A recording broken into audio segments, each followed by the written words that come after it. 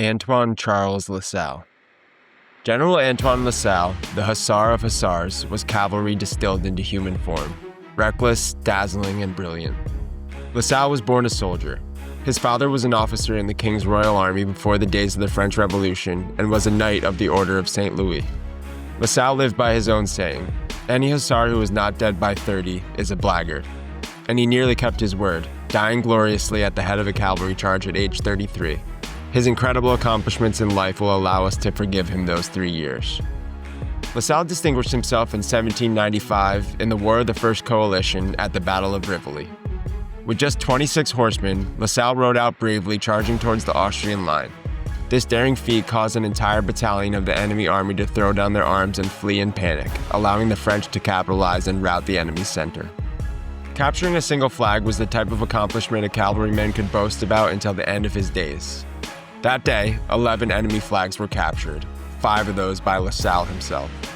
After the battle, all the trophies were piled up before Napoleon. Lasalle lay exhausted a few feet away on top of his 5 flags. Napoleon said, "Enjoy your sleep on your flags, Lasalle, for it is well deserved."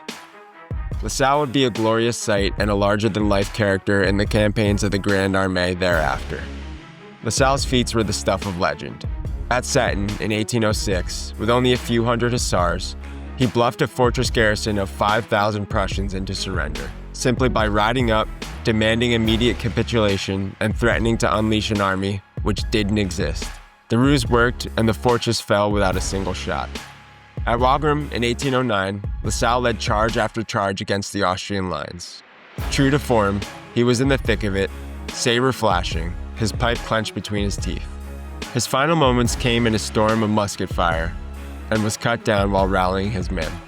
Napoleon, on hearing of his death, lamented, "A man like Lasalle could not be replaced."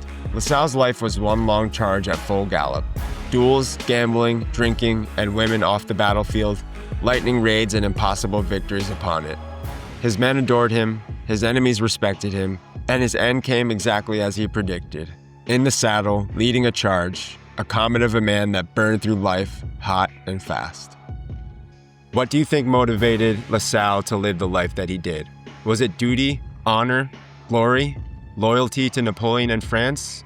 Or was it perhaps just simply the love of the game?